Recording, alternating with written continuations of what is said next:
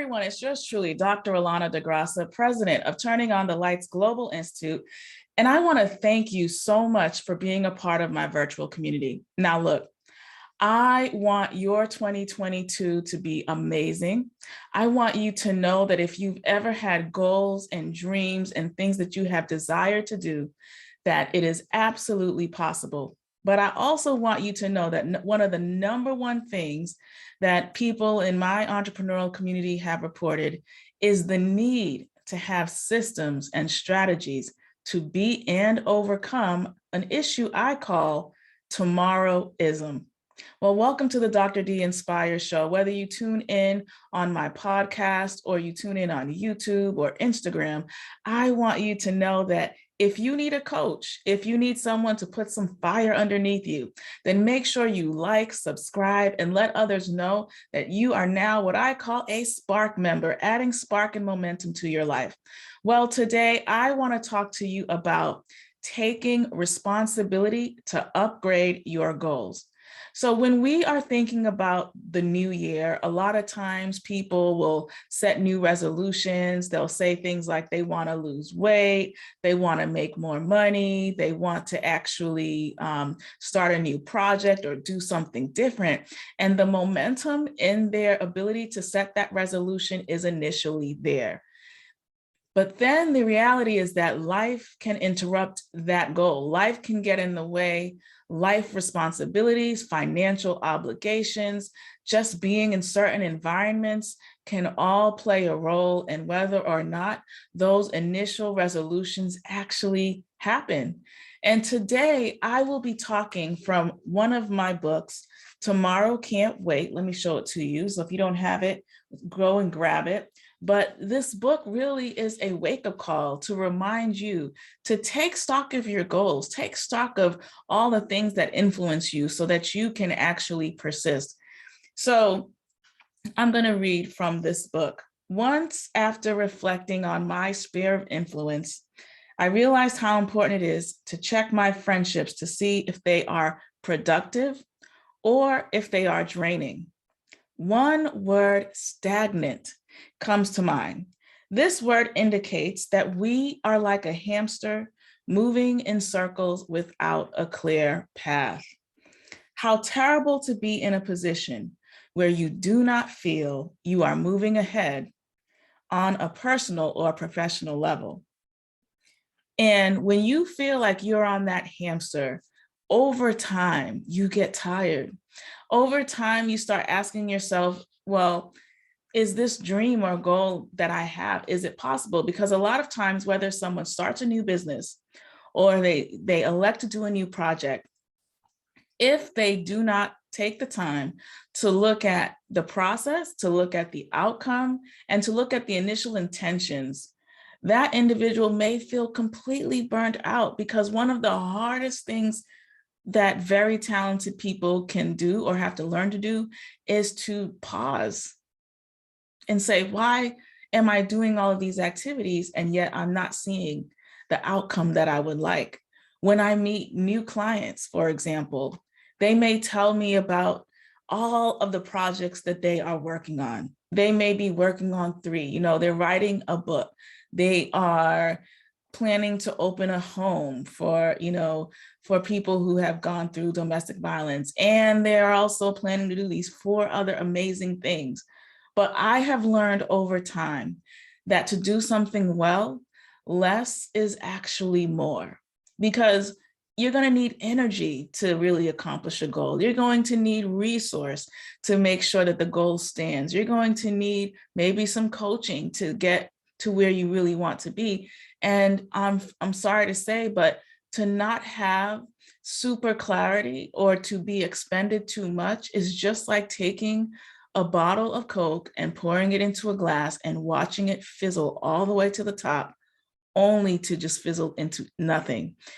And although we may be able to accomplish many things at once, what I have seen, and from all of my experience, is that when we are able to kind of take 4 steps back and really zero in on that thing that we really care about the most, and make sure that it's standing and it's it's got our attention, and we're able to look at all the angles of that particular project or goal or new initiative that we're building, we have so many other things that play a domino effect in our lives. We feel better, we feel more motivated, we see more poignant results. We know that we can do a lot more, but we choose to focus and concentrate on one or two given areas. So I want to just encourage you that if you have felt stagnant, sometimes we think, well, I'm so stagnant, I gotta keep moving, I'm not gonna stop.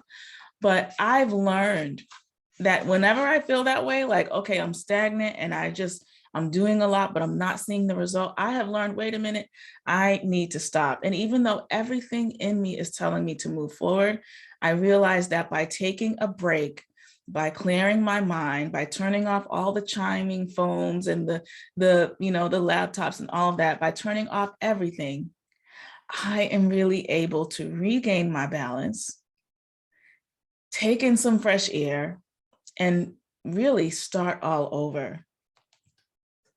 So one thing I want to encourage you to do that chapter talks about is to really have what I call a self-analysis moment where you can see and ask yourself, how am I feeling today? How am I feeling about those that are around me? How am I feeling about this particular goal? Even when we do vision boards, and a lot of people do vision board parties, and we've even done vision board parties, but even when we do that, I want you to look at that board and ask yourself, what was my intention when I put that photo there? What did I really want to happen when I, put that quote out there?